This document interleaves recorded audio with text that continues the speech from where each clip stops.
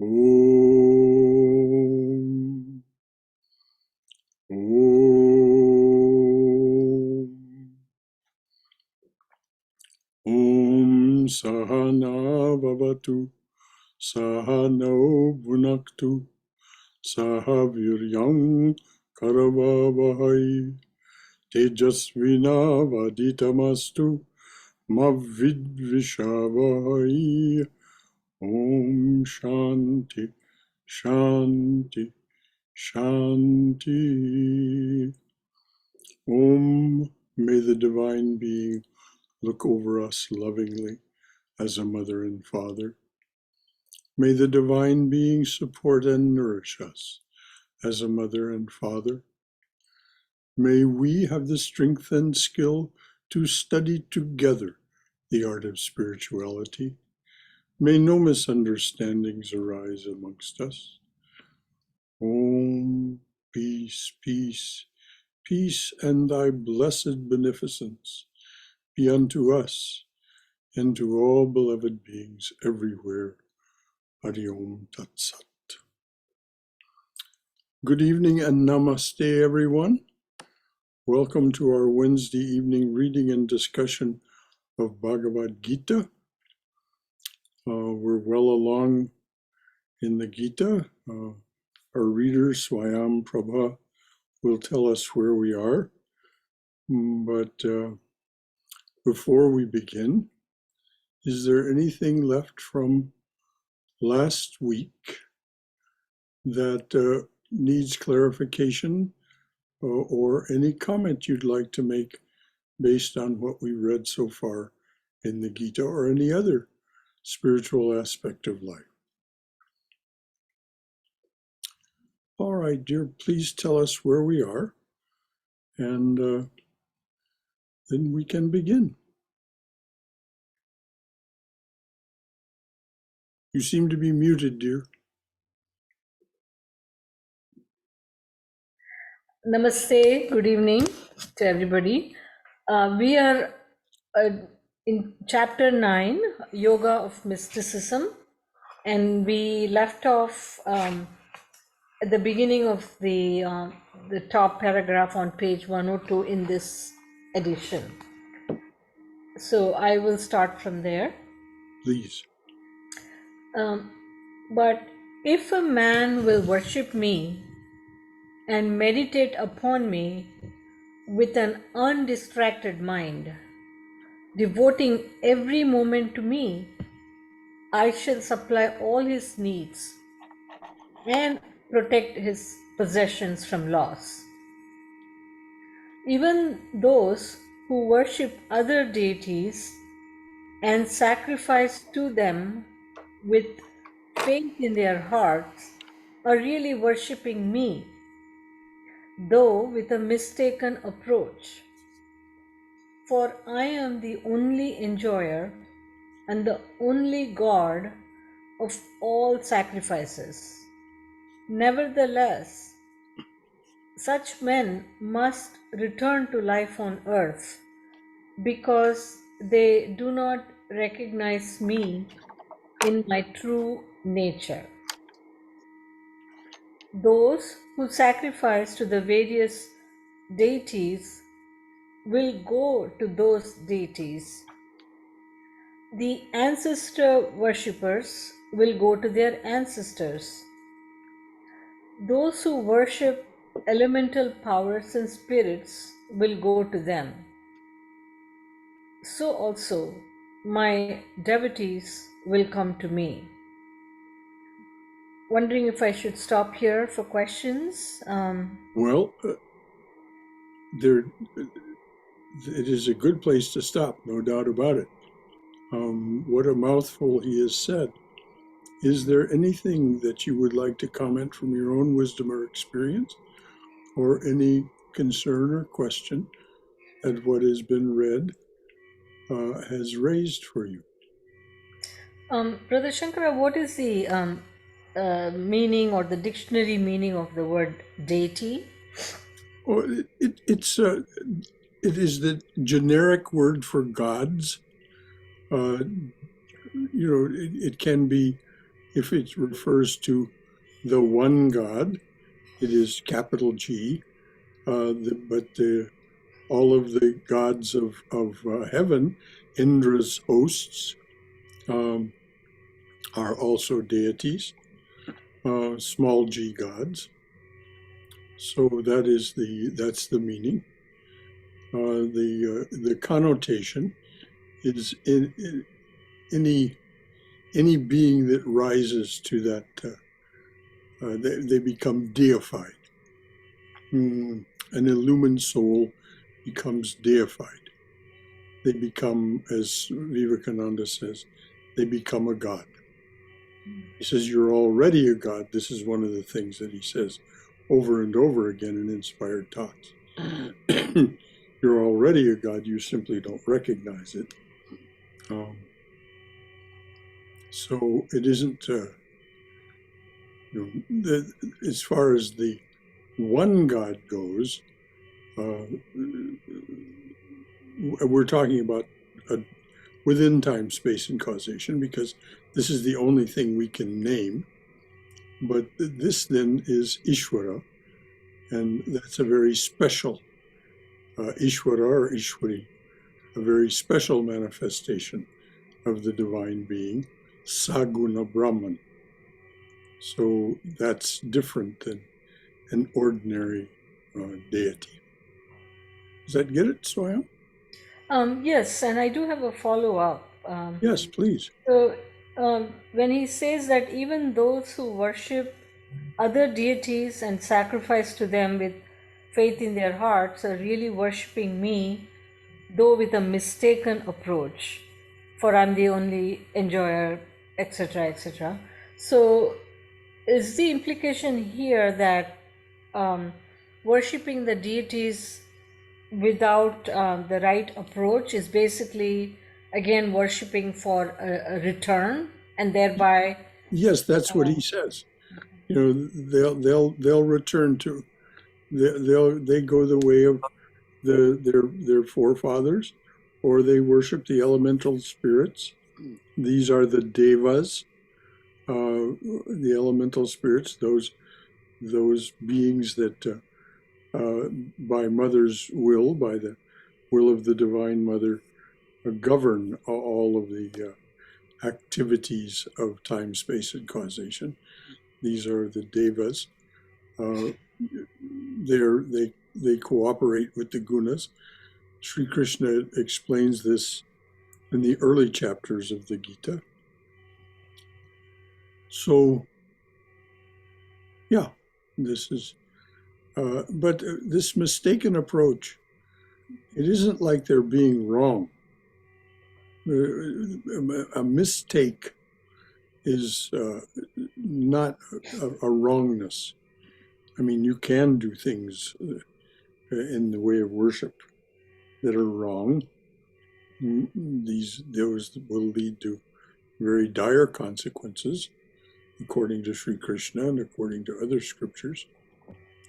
But basically, just this worshiping other deities, as Sri Krishna says, really there is only one. There's only one consciousness. But in time, space, and causation, because of Maya, it appears to be many. There appear to be many gods, there appear to be many demons, there appear to be many human beings and other kinds of breathing things, other kinds of jivas. So this is, and we're easily confused. This is one of the reasons to study things like the Gita, to help eliminate our ability, our propensity to get confused. the way I was understanding this mistaken approach is worshipping the deity with the desire, like, worship so and so because this deity gives me this. Yes, that is one form of mistaken approach. Sri Krishna lists four. Four noble paths, one of which is this worshiping for a return, uh, uh, to to to to achieve something. That is, but he doesn't condemn any of them. He simply says these are four noble approaches. These are four reasons that people, that human beings come to me. It's mentioned in chapter 5 or 6, something there. Thank you. Mm-hmm. Anything else from anyone before we go on? I think that was productive. Thank you, Swaya. All right, dear, please plunge on.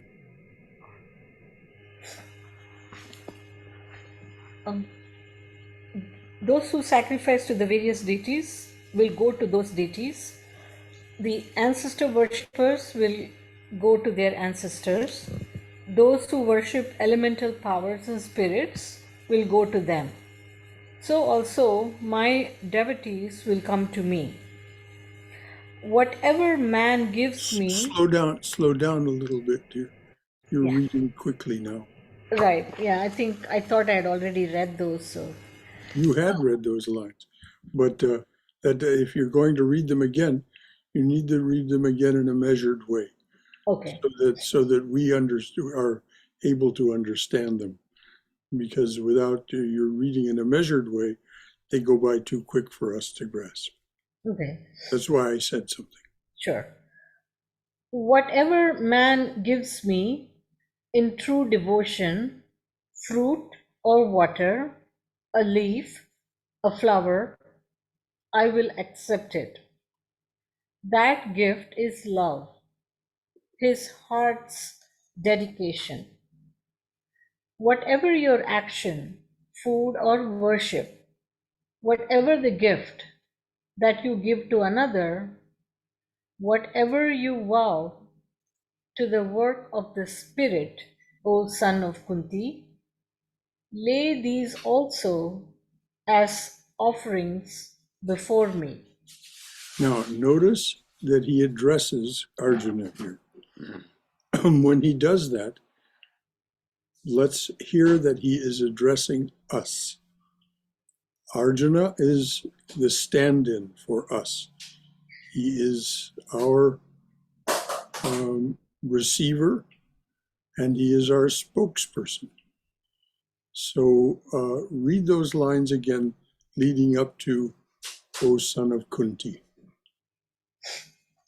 Whatever man gives me in true devotion, fruit or water, leaf, a flower, I will accept it. That gift is love, his heart's dedication. Whatever your action, food or worship, whatever the gift that you give to another, whatever you vow to the work of the Spirit, O son of Kunti, lay these also as offerings before me. And this is the heart and soul of karma yoga. That whatever we do, whatever we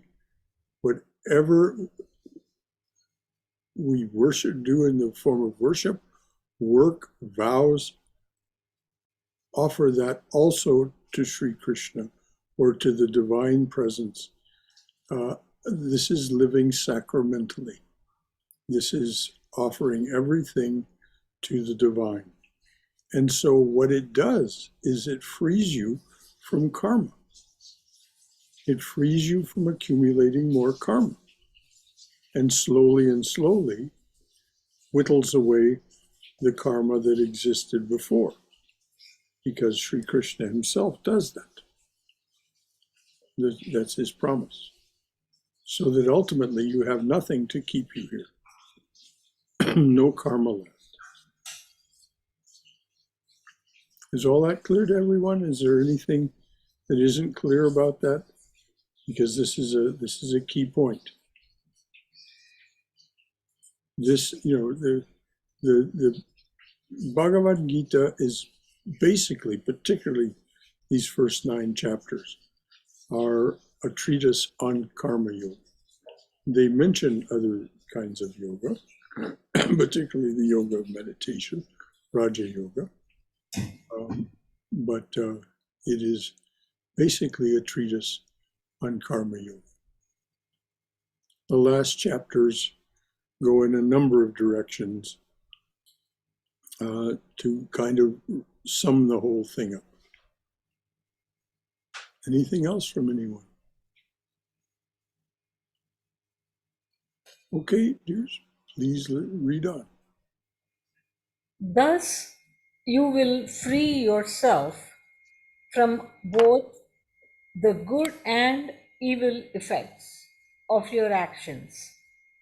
Offer up everything to me. If your heart is united with me, you will be set free from karma even in this life and come to me at the last. My face is equal to all creation, loving no one nor hating any. Nevertheless, my devotees dwell within me always. I also show forth and am seen within them. Though a man be soiled with the sins of a lifetime, let him but love me, rightly resolved, in utter devotion. I see no sinner. That man is holy. Holiness soon shall refashion his nature. Okay, let's hold on just a minute. This is one of the stupendous promises made in the Gita. There are a lot of wonderful promises, but this is one that's worth rereading. And so it doesn't matter how bad your karma is. If you turn away from the world of time, space, and causation and devote yourself utterly to Sri Krishna, as he says, he doesn't see any of that past karma. He doesn't see it. It simply is no longer a matter of concern or at issue. So please read this again, Swayam, and read it slowly with great emphasis. My face is equal to all creation, loving no one nor hating any. Nevertheless, my devotees dwell within me always. I also show forth and am seen within them. Though a man be soiled with the sins of a lifetime, let him but love me, rightly resolved, in utter devotion. I see no sinner. That man is holy. Holiness soon shall refashion his nature to peace eternal. O son of Kunti, of this be certain, the man that loves me, he shall not perish. So is there any comment, concern, or question about this So, overwhelming promise? so basically, we could replace Krishna with Sri Rama Krishna, and the same would be true, or Well, yes, every that is, avatar bring a new. the short answer to that is yes. Now, please go on. I was saying, does each new avatar bring somewhat of a new covenant?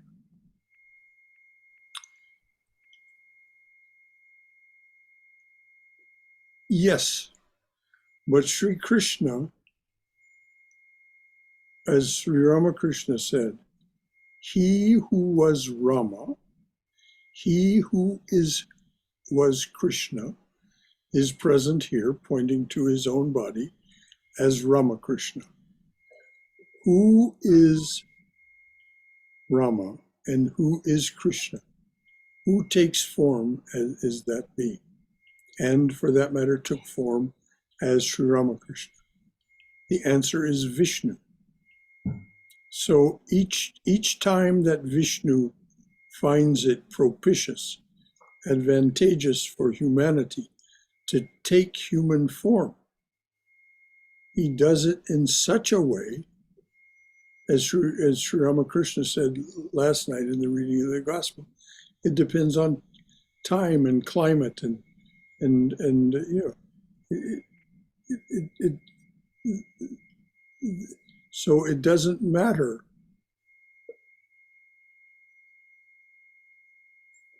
what form Vishnu takes.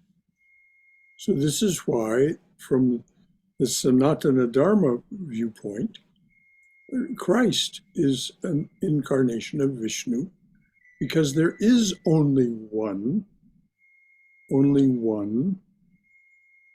Father, only one Son, only one Holy Ghost. And so this is so, as you said, Bhagavandas. And by the way, this paragraph that we just read so applies to those people who are initiated by Swami Sarvadevananda. The gift of this covenant, as you put it, that Sri Krishna just spoke, is given in the when you take initiation. So does that answer your question? Yeah. Is there anything else? Nope. Good. So it's a done deal as long as you stick with it. That's what Sri Krishna says. Just, keep coming. And I'm right there. And of course, now he's in the form of Sri Ramakrishna. Born a child of our time, easy of access to us. O Lord and soul of the universe. You were born a child of our time, easy of access to us. Lord and soul of the universe is Vishnu.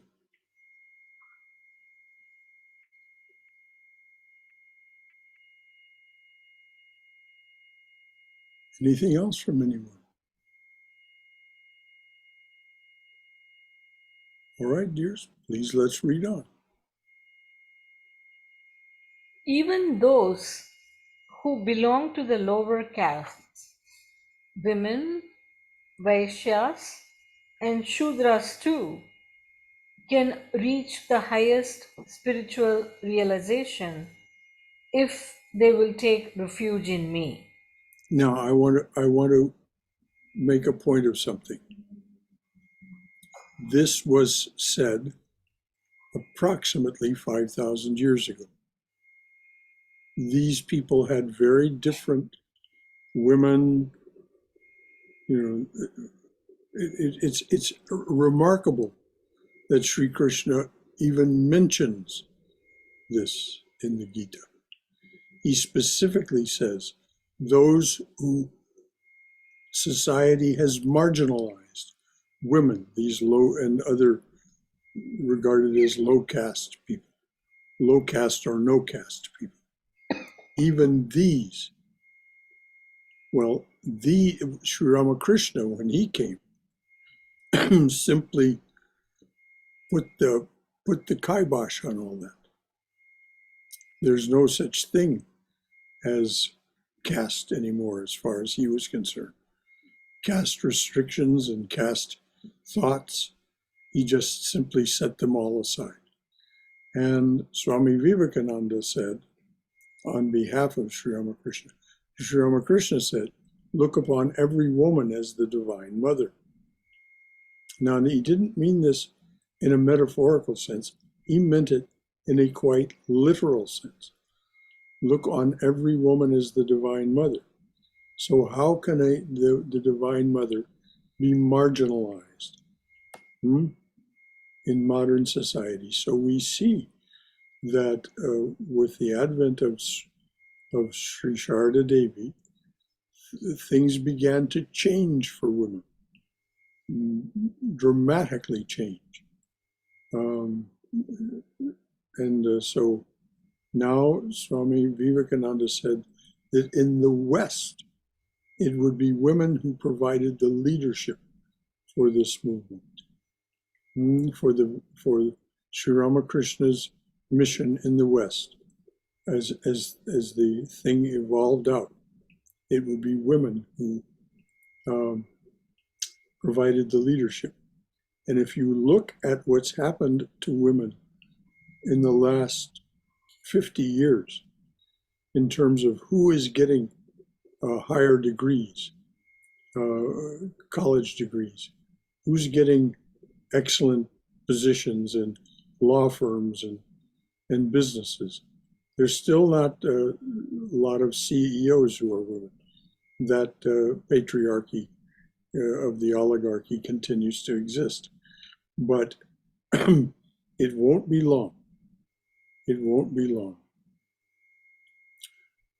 So this is, I just wanted to point out that what Sri Krishna said is no longer applicable today. Women and these low castes, so-called, are no longer marginalized. It's even illegal in the Indian legal system to practice caste restrictions. Of course, it's still done, but it's dying away, particularly among the young people, among the younger people. They work in these organizations where everyone mixes with one another, and they don't. They eat with one another, they socialize with one another, and so on. So it's breaking down in India very quickly, and it will break down here too. The marginalization of women will break down. Is breaking down. Anything else from anyone about any of that? Brother Shankara, there is a footnote Yes, please regarding do. this. The 4 Hindu castes are Brahmins, the priests, Kshatriyas, the warriors, Vaishyas, the merchants, and Shudras, the servants. Compare chapter 18, page 158, where the caste names are used with a more psychological significance and have been translated accordingly. And it's interesting to note that when Manu established, Manu the lawgiver, when Manu established the caste system, it was not meant to be patriarchal, and so that there was this primogeniture and passing down of caste from one generation to another. No, there was mobility among the castes. But as human beings do, this broke down, and it was advantageous. Particularly the Brahmins did this in the beginning, and then they were imitated by the others. One king gave his kingdom to his son, but it was not meant to be such.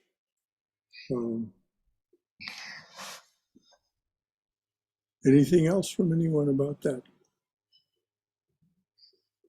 Brother Shankara, should I read the page he mentions, 158? Sure, go ahead. Okay. There is no creature on earth or among the devas in heaven who is free from these three gunas, which come forth from Prakriti: seer and leader, provider and server. Each has the duty ordained by his nature, born of the gunas.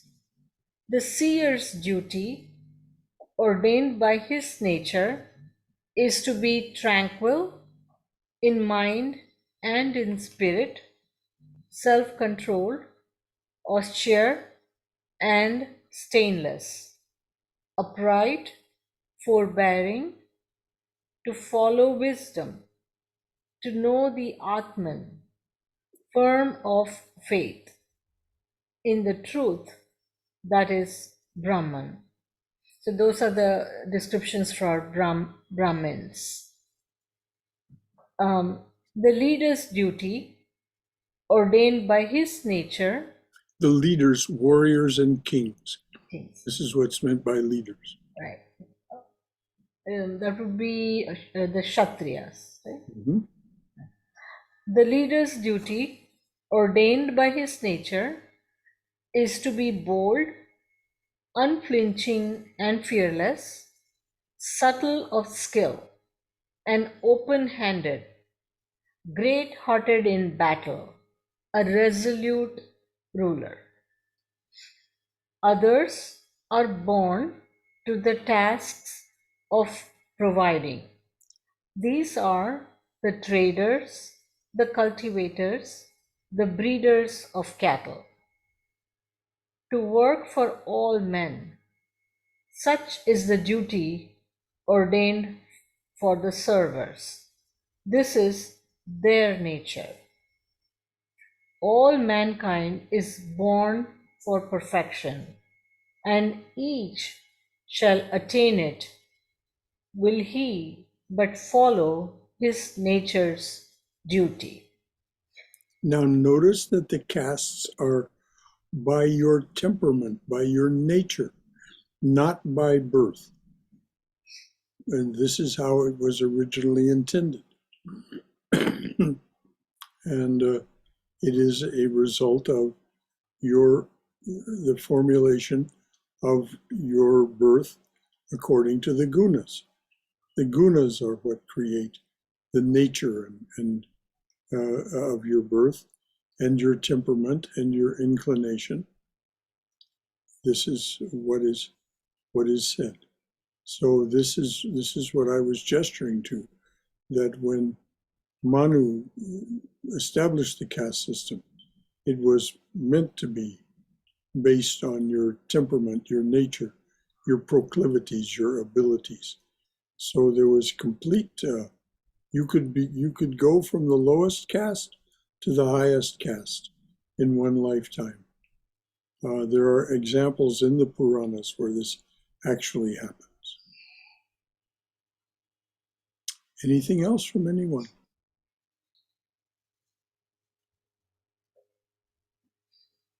Okay, how are we doing for time?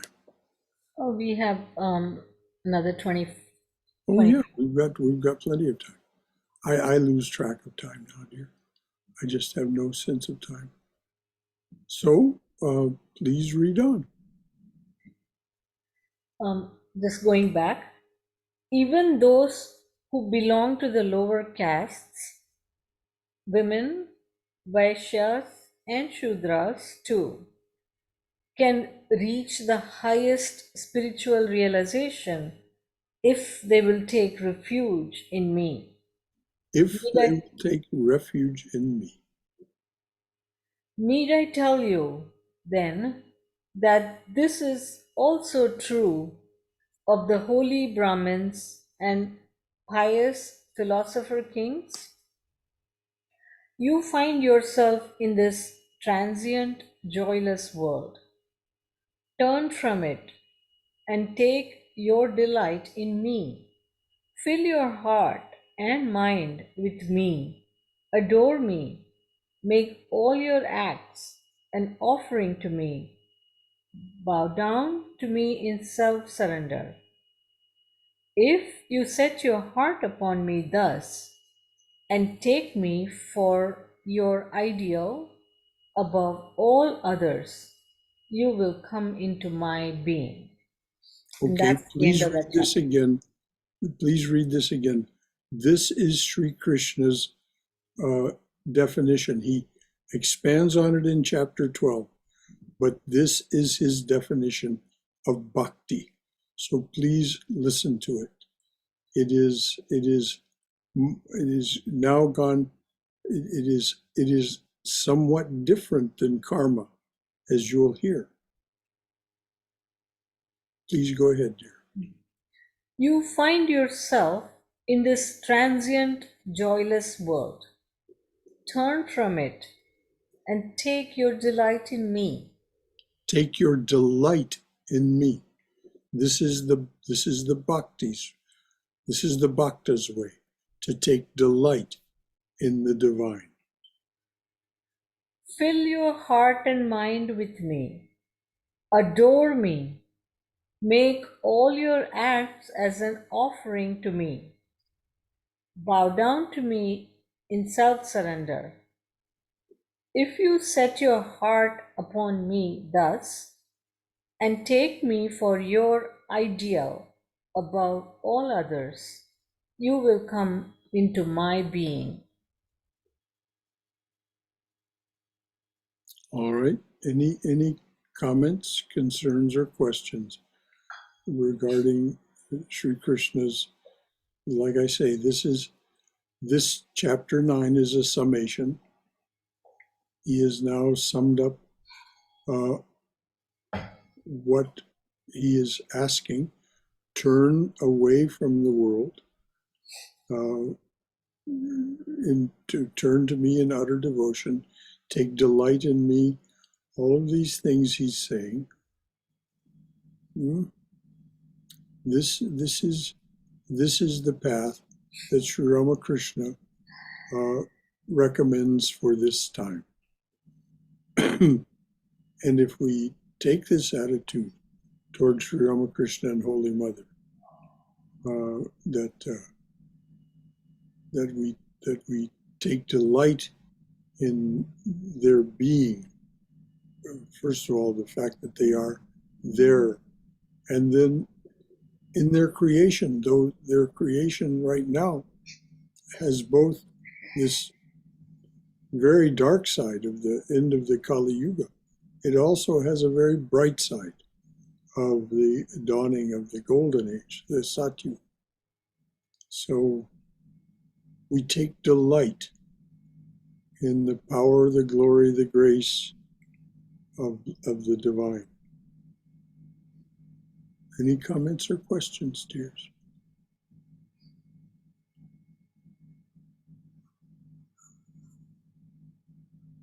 All right. That was the end of that chapter, right? Yes, yes. Okay. So now we're going to start a new cycle. We're now starting with chapter 10. Chapter 9 is the end of this first description of what it means to be with Sri Krishna in the various ways that he mentions, particularly karma yoga, and through meditation, Raja Yoga, meditation and control of the mind and senses, which is Raja Yoga. And then he just described in some loving detail Bhakti Yoga.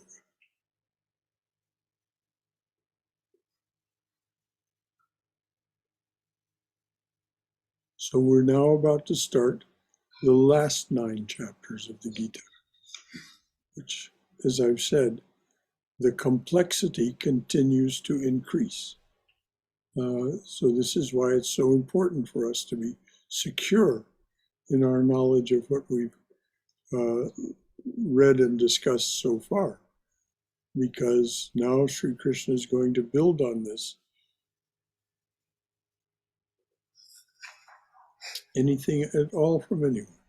Actually, let's say someone worshiped Rama and they aspired to have the characteristics and be like Hanuman. Would Hanuman be their ideal, or would Rama be their Oh, ideal? Hanuman. Hanuman would be their chosen ideal. Mm-hmm. And it is And that's it is a well-established path. uh-huh.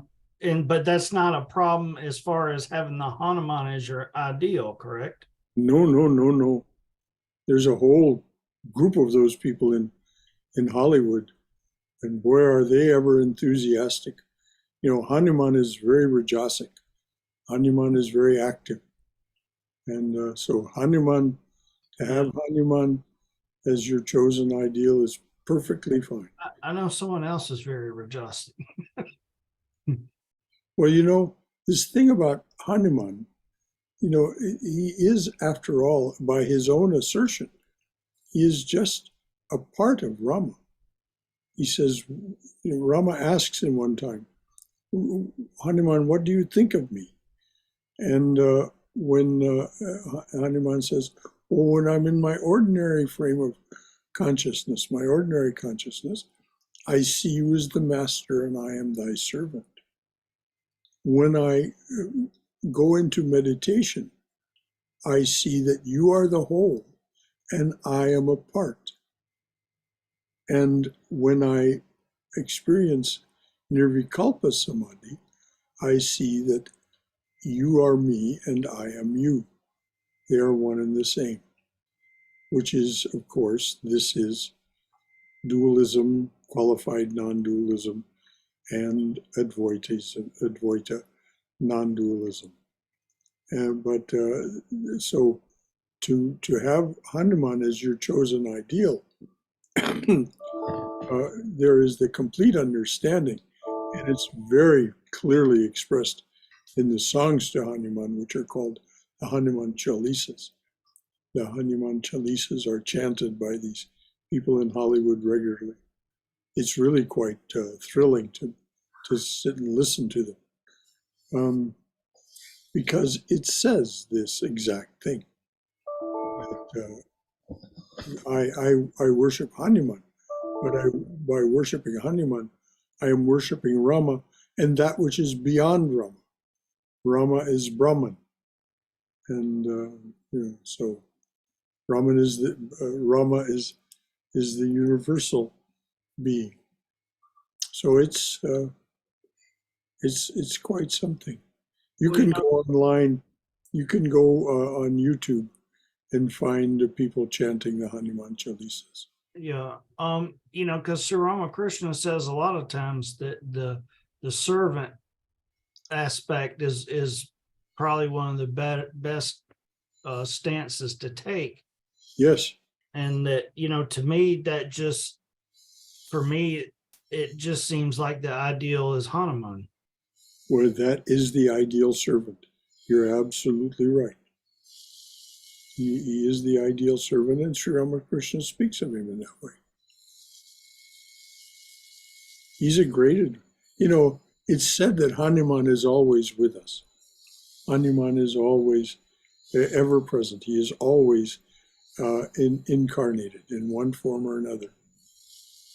And there's a charming story in the Puranas about Sri Krishna at Dwaraka or Mathura, I forget which city it was.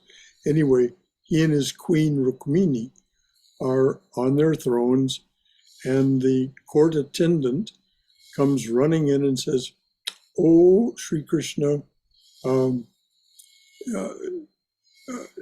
Hanuman is here." And Sri Krishna says, "Uh-oh." He turns to Rukmini and he says, "You know, Hanuman will not be satisfied with these forms. So we need to take our forms as Rama and Sita." And so they do that. They change form. they become Rama and Sita. And Hanuman is ushered into the court and has this wonderful exchange with them, with this wonderful being with them, which of course is his highest delight, is to actually be with Rama and Sita. And so then he leaves, and Sri Krishna and Rukmini resume their at that point their normal form for those moments. This is a story that's told, and I don't know that Sri Ramakrishna ever told that story, but it is told by one or more of his direct disciples. And of course, this is, when Brahmananda Raja Maharaj was serving as president of the Ramakrishna order, someone came in one day and said, "Oh, Raja Maharaj, someone has created a statue of Sri Ramakrishna, and they want you to bless it and ordain it, so to speak." And Brahmananda's first question to the person who'd come in to tell him this was, "In what form?"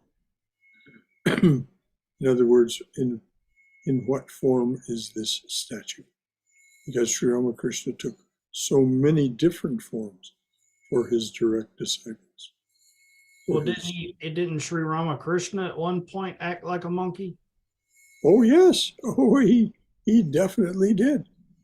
He jumped through the trees. He made a tail out of his dhoti, and was quite scandalous in his behavior. It even upset Matu, who pretty much was tolerant of anything that Sri Ramakrishna did.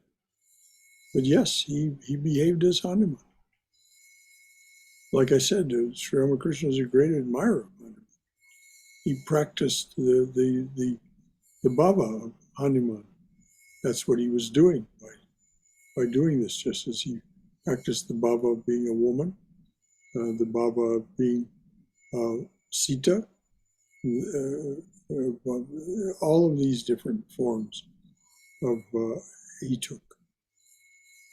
Yeah, I wasn't 100% clear on the ideal. Like if we take Sri Ramakrishna as our master, can Hanuman be the ideal? Is what I wasn't. Well, I think you should talk to your guru about this, Bhagavandas.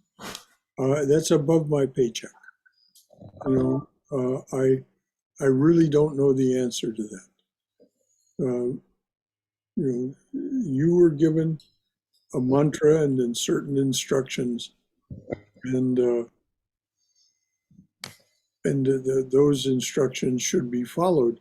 But if you have any of these kinds of questions, these more complex questions about these subtleties of who's who and how do I see them and so on, take them directly to Swami Sarvadevananda, and you may be sure he will give you a solid, credible answer. But I really, says I mean it when I say that kind of question is above my paycheck.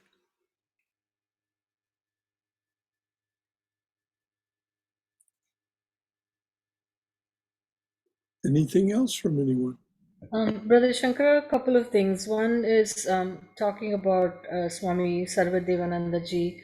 When we picked him up from the airport during his recent visit here, Uh-huh.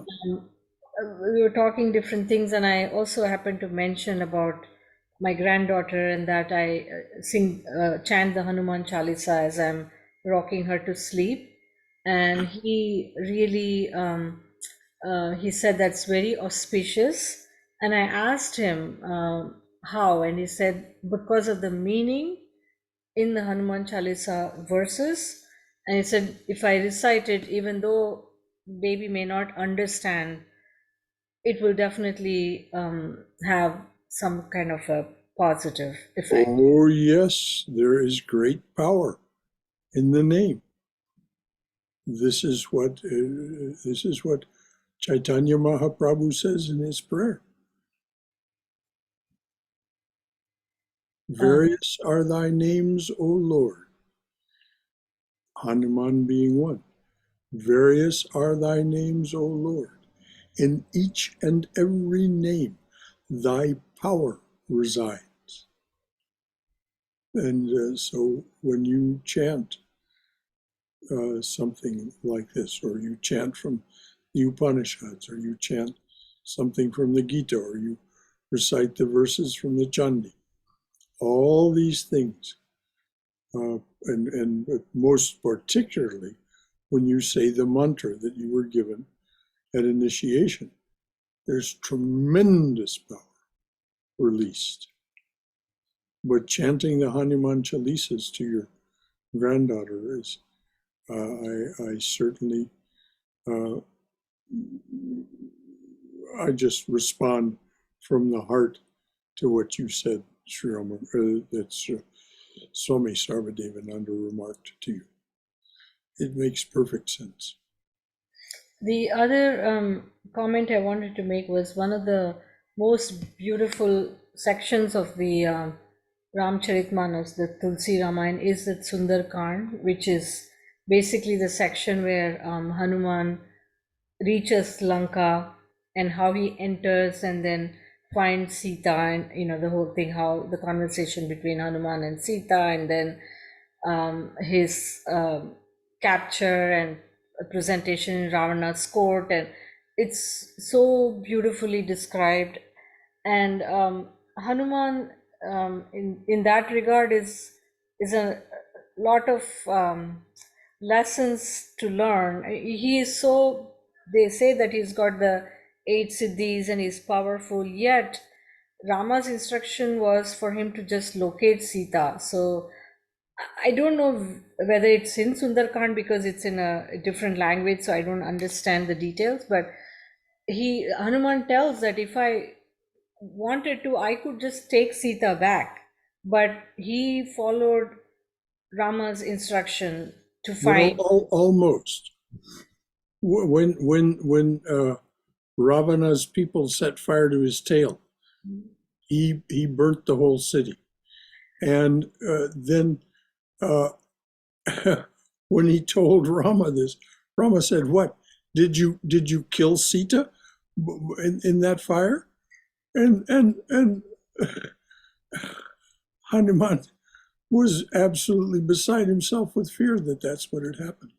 Of course, the divine presence saved Sita from dying in that fire. But Hanuman gets above his paycheck sometimes too. He wasn't supposed to do that. He just was supposed to locate Sita, come back and tell Rama about it.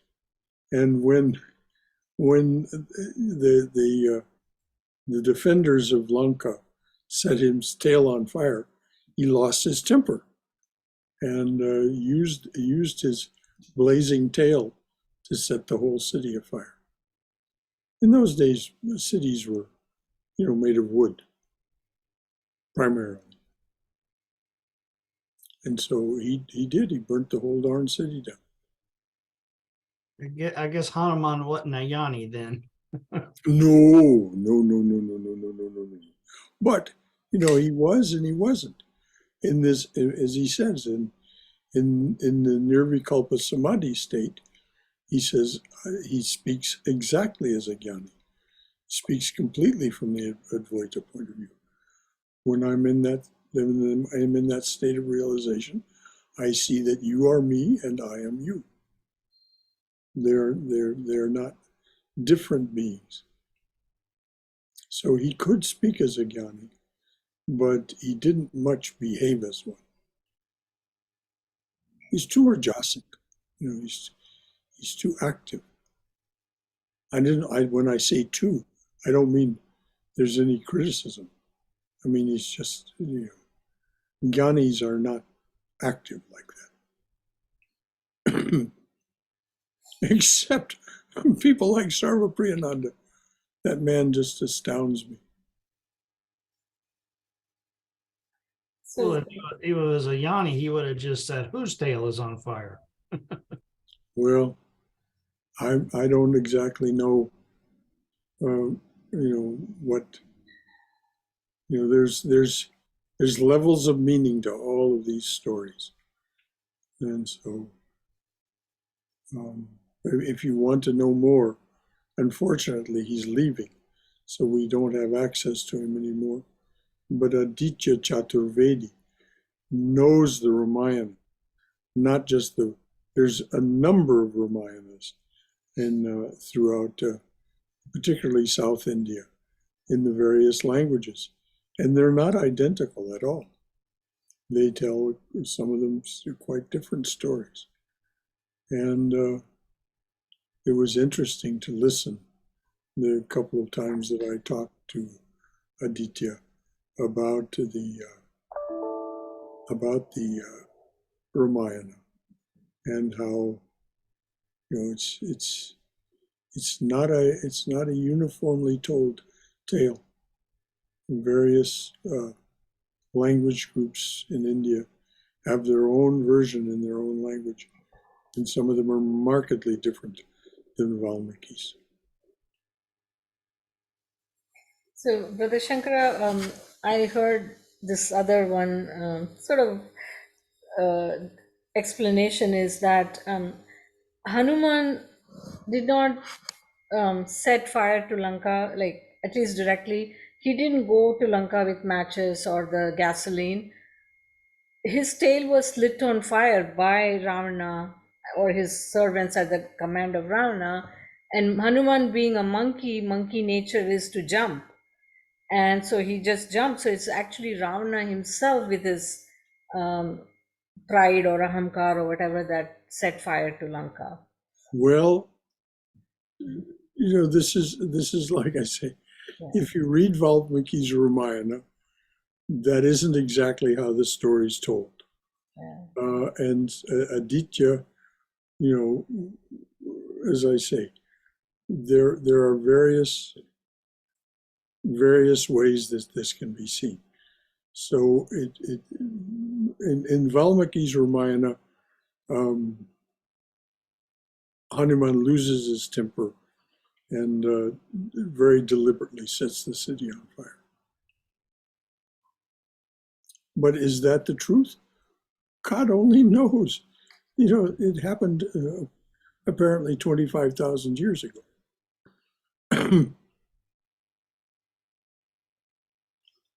So it looks like now, with this wonderful discussion, we have now come to the end of the hour. Is there anything else from anyone? Please, if there's something, please do bring it forward. That's why this is a class, not a lecture.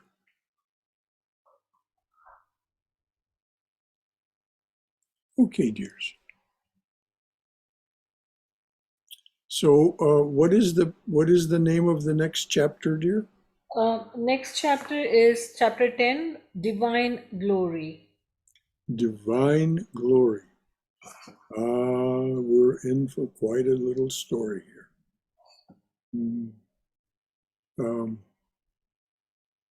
Arjuna gets what he asks for, and it scares him to death. So, if there's nothing more,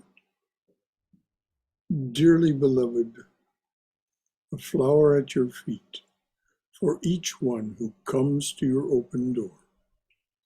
A flower at your feet for each one who stands by your open door and says, "Come to me, come to me," offering to break this world's chain that binds us down to ignorance, suffering, and death.